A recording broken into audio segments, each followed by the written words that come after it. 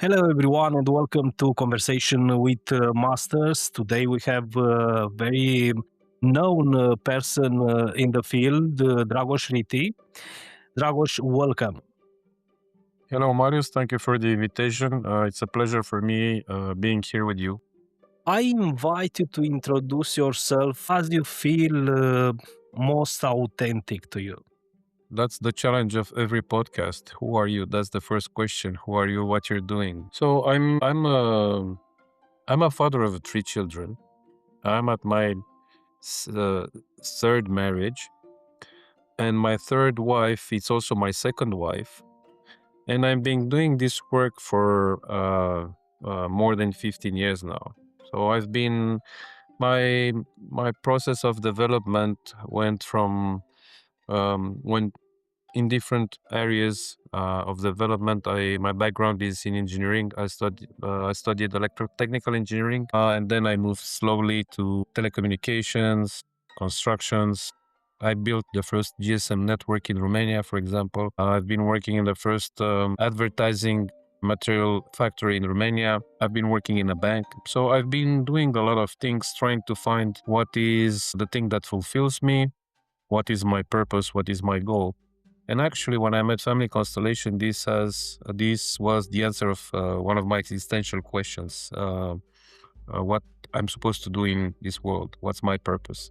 So for me, Family Constellation, or actually the systemic work, it's the fundamental reason of existence for me, and this is the place from where I'm working and doing this work. This happened some time ago in 2009, and actually I've been introduced to this work by my wife, actually, who saw something in me which I was not able to see at that time, and it was really mind-blowing. And from that moment on, I just pursued this path. So this is a little bit about me. Yeah, of course, many people, they know you already nationally and internationally. So this was just an intro, like we say always. Today in the morning, it's interesting because I look to your Facebook profile and of course I send you the request to be friend with you, right? So in your profile, it's a sentence, very interesting. Discover yourself and you'll discover the entire universe. Wow. What this sentence mean to you, Dragoș?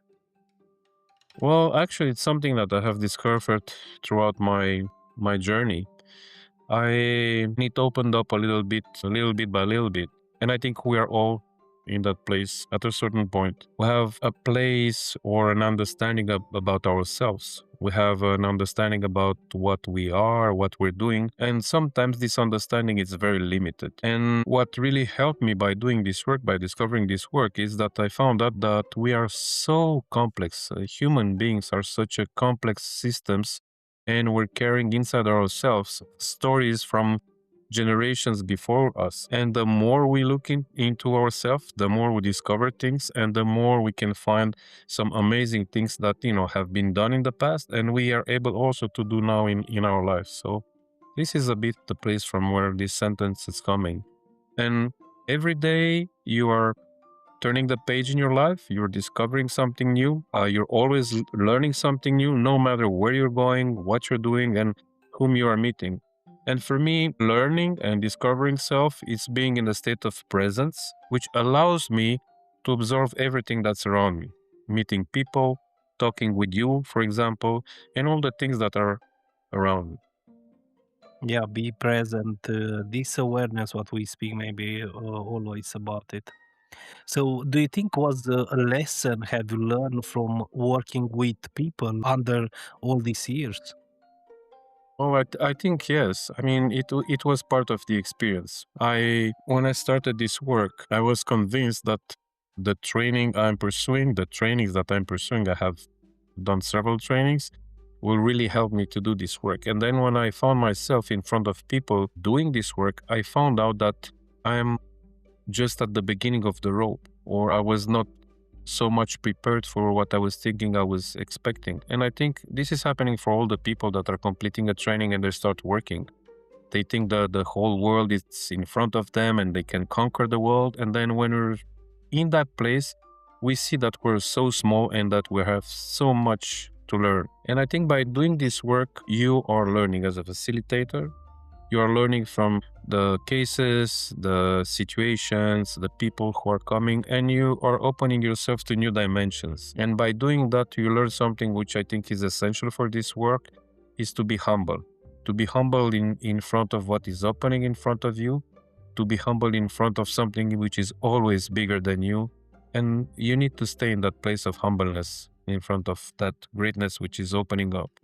Right.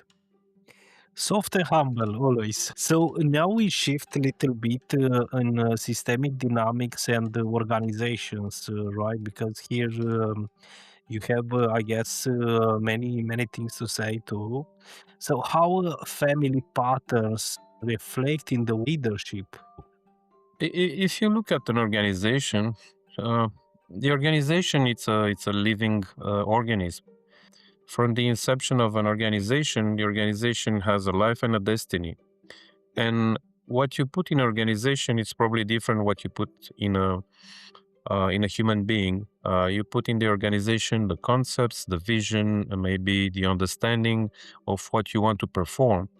Actually, this is the core element, the essence of bringing to life an organization. However, the organization can be brought to life by one person or by several persons.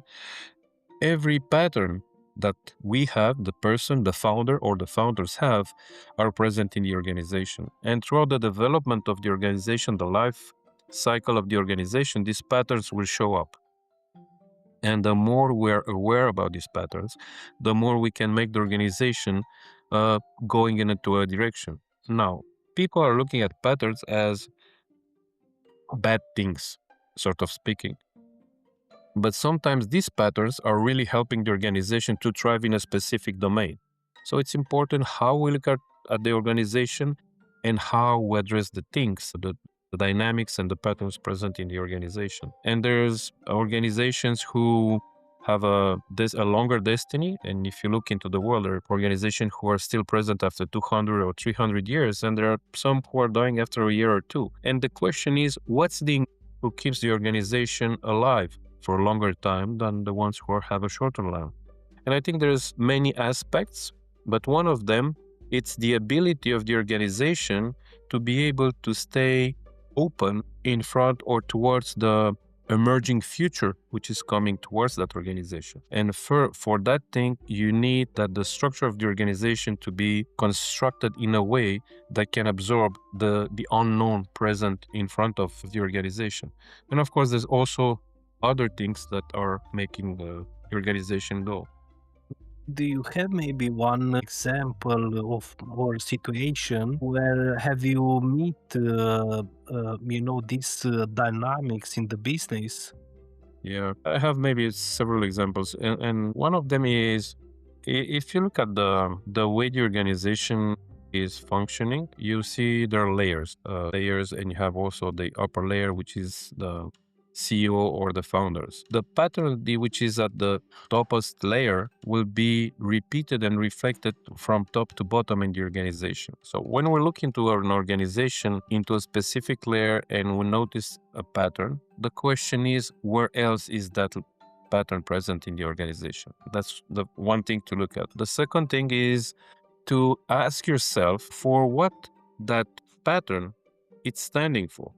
When we're looking at the pattern, we're looking at the problem usually. And our thinking is problems need to be solved, but actually problems need to be understood.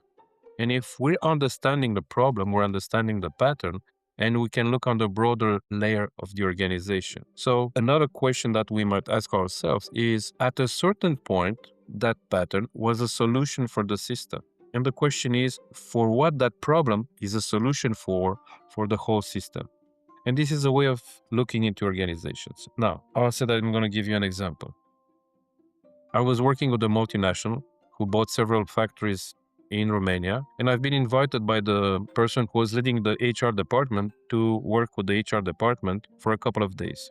And the thing that was happening in the HR department, the pattern, was that they felt guilty and they felt they couldn't not pass the messages from the upper management to the workers in the company. And they will feel frustrating and they were feeling guilty. That was this feeling of being guilty, unexplainable. And then when we looked on the bigger picture in the organization, we found out that the company who bought those factories need to restructure the process, the internal processes. That meant laying out some people, so sending them home. So the bottom line was that the HR department was picking up the guilt from the workers that were still working in the factory because their colleagues have been laid out. Their colleagues could not provide for their families, and the ones who were still present in the company were, were there and their colleagues were not there. So that's an organizational trauma. And the question was for the HR department, what can they do?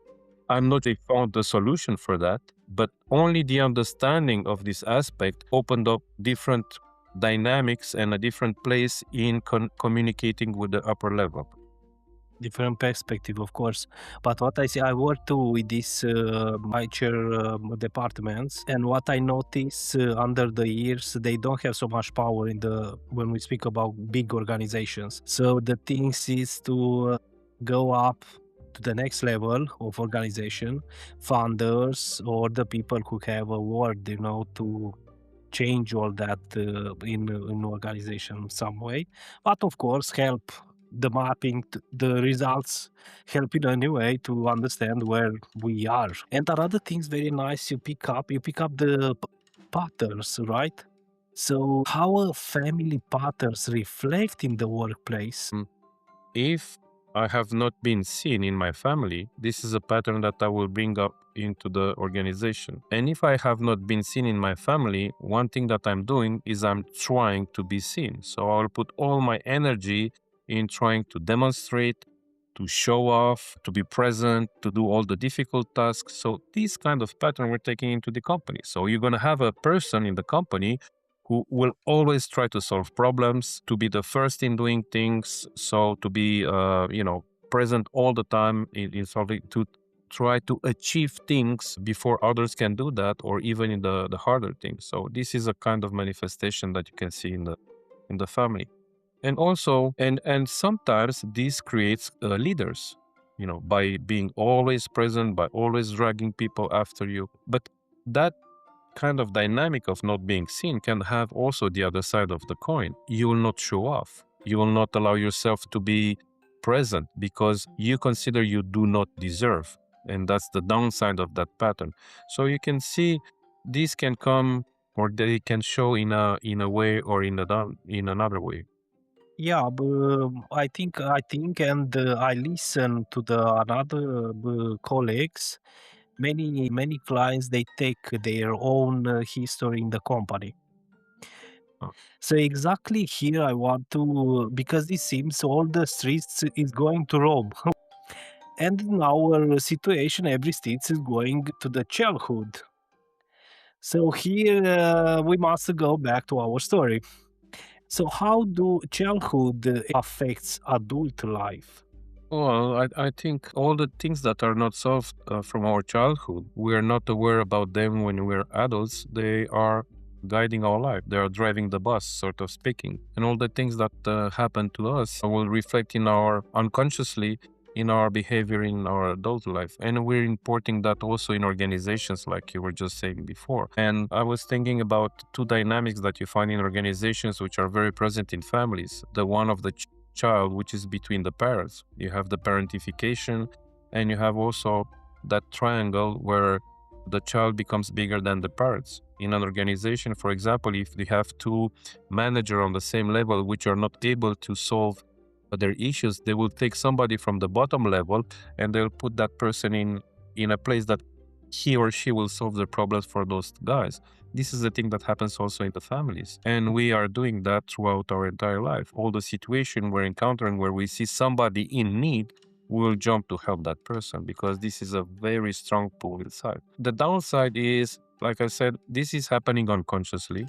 And this is taking a lot of our energy, trying to save people all the time or to show people all the time. One side of the story. There's another side of the story where I'm not being seen. I was talking about that. Then I'm trying, as much as I can to be seen and show off. And that can become aggressive.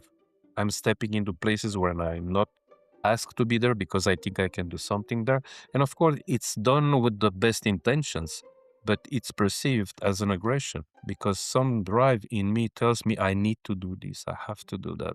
So these are very fine lines which are driving those forces, unconscious forces are driving us in different places. And when we become aware about those things, when we're becoming aware about those patterns, then we can do something about them. And of course, when we bring them from the unconscious place to a conscious place, then we can make a choice. It's becoming a conscious choice that we can make because the pattern will still be there. We are so used with the patterns for so many years in our life. It's like a habit, like going to the gym and pushing bars. That's the same what's happening in us. But once we are becoming conscious of the pattern, then we can make a choice and we can say, oh, you came back. Okay, no, thank you. I don't need you anymore. I can do something different. And I think this is the place of growth and evolution, overcoming these patterns. It's not getting rid of them, but just understanding them and overcoming them, giving them a different place in our lives. Yeah, I see too some leaders, they try to show off or they try to explain too much. And in some way, when I see that, I make directly the connection with the father. Maybe it's something, they must integrate in the childhood. And from there, of course, I just make some recommendation to someone who work in family constellation. So now I like to, yes, please. To add a little bit more, and yes, I would agree it might have to do something with the father, but it's not only with the father. So if you look at a direct line, maybe it's there, but it can be a pattern which is present in the family for a long time, and it might have to do with the male line more than with the father, which is a repetition of something that was not able to be integrated or seen in the past, and then the patterns goes from one generation to the other, and then it goes to the last individual in the organization, in the family system, and then if he or she becomes aware of that, then the change can be done. And in order to make the change, we need to accept that what is there is perfect exactly as it is. This is the place where change can start. Otherwise, fighting that will not be able to change. Yes, I'd like to ask you about the patterns you see most often repeating in family constellation work. What do you see very often? Mostly, it's something related to trauma. And it's childhood trauma, abuse trauma, either in childhood, either in the adult life. And it can be physical abuse, it can be emotional abuse, it can be sexual abuse. In case of women, especially, you have physical abuse from men, which is very present. But also, mostly, you see people who are coming from a traumatized childhood, being abused by one of the parents or both parents, being abandoned by one of the parents or both parents, kind of trauma. And the way, like I said before, it can come sometime directly. It can be a personal trauma, or it can be linked to a collective trauma, which is coming from the past, from things that happened to many generations before and which are coming down the line. What I see now in the processes is either people who cannot make a connection, who cannot have a partner, people who cannot have children, or people who have children with disabilities. And when we're opening up the field, we can see there's such a big things that happened before, and people sometimes have difficulties of integrating those things that happen because we're trained to have this linear vision based on cause and effect. Opening up the field, we can see that there's something happened which really generated that. It doesn't have to do with cause and effect. But I would say that most of the difficulties that people encounter are coming from childhood trauma. And what we're doing, or specifically what I'm doing, this is part of my work, is I'm working with split parts, and we are looking at reconciling the adult, which is present today, with that part traumatized of the child who has been lost somewhere in a place frozen in the past, which is trying to find a resolution or which is still blaming somebody or something that happened then. And then when we're able to open up this space and reconnect those parts, the client feels whole, more empowered, and then it can look differently at the people who caused suffering to him or her in the past. And it's opening up a completely different perspective. Right. And now, of course, the happy end, Dragoș. We must look at that too. So, how can this painful experiences be integrated into personal and professional life? Yeah, well, that's a big question always. And associated to that is who is ready or who is prepared to do something like that. Well, I think it has to do with the personal ability and capability of open self to something new or opening to something, I don't know, which might bring bring a different perspective on things. And we can integrate that once we're ready. We will not go in therapy, either being in an organization or in a personal setup, unless we're ready. And that being ready, it's a very complex definition because we need to be able to reconnect to self and understand that something is missing or something is, I don't know, stopping us, holding us, or pushing us to in some directions that we don't really feel it's our place. And once we are aware of that, then we need to stop and then to look around us and find some place where we can connect to the tools that can bring us something. So it's a very complex story, and I think everybody is a candidate to this work, but only in the moment when something opens up in him or her to take that step. Yes, of course, to be ready to come in, closer to some mentors, some people who can help and sustain them in the process, right? It's a process. So, Dragoș, if the listeners they would like to come in contact with you, which is the best channel for you? Well, I can be found on social media, either Facebook or Instagram, or I have a blog where I'm putting all my events nationally, international. So I can be found just by Google my name. You can find, events that I'm organizing and things that I'm doing, and even things about me. And I have also some recordings about my work, which are floating on YouTube and other places on the internet. It's very easy into all these tools, all right? Yes. So, I would like to ask you, like always, all the guests, what I have, how we can invite the new generation into the field. I think we need to work out ourselves. Once we're dealing with ourselves and we're putting ourselves in a place that where we are becoming an example for young generation, then people will start coming. And I think the best example you can give it's the way you are doing things, not about the way you are saying things. So that would be one thing. The other thing is that more and more I can see people, younger people coming to trainings or coming to workshops because somehow they feel they need something more than that they have been providing during their, trainings or during their school or during their relationship in the family. So for me, I think this place is already opening up a lot than we were open. Our generation, my generation, was open up for that. And I'm taking just your example. You're just from the new generation and you're already talking about this work and you're doing a great job by doing Thank this you podcast. very much. So yes, I'm in the 40s, but thank you very much. for me, you're in the young generation. Yeah. Yeah, and there's and there's also generations, after you, which are starting to do this work. I mean, it's amazing for me for seeing people 25, 26 years old, even 21 years old, trying to follow up the training, and they came because their parents did that before, and they saw a tremendous change in their parents, and they said, "Wow, this has value." So they're joining up the trainings and the workshops, and that's what I'm saying. The things we're doing will have an impact on the younger generations, not the things that we're saying. Fantastic. So now I will shift a little bit to understand more insights, and maybe like this I can learn from you something new.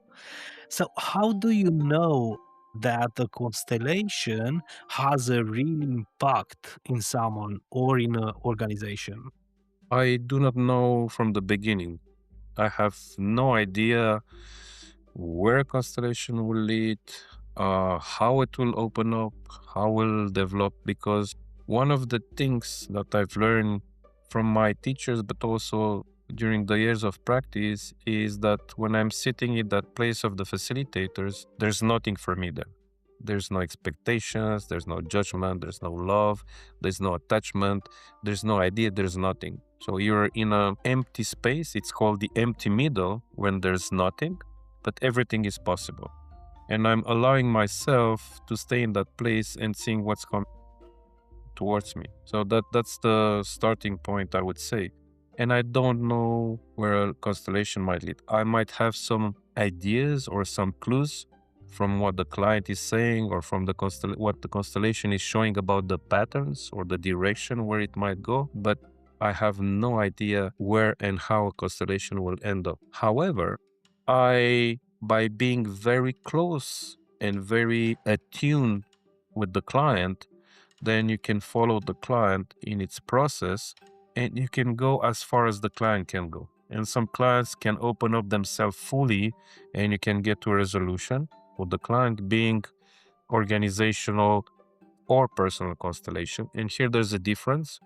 I would say that you get closer to constellation with the client in the individual work than with an organization. For the organization, for me, it's more opening up the field, presenting the information, and the client is making a choice what's the right step for him or her when doing that. But you go as far as the client goes. And sometimes you have a resolution and sometimes you don't. And you have to acknowledge that. And I think this is the one of the basic tools of this work. It's always acknowledging what is without trying to go beyond that to, trying to push things in a direction if there's not needed. Yep, that's true. Like everyone knows, I'm a very big promoter of organizational constellation and system thinking in Romania.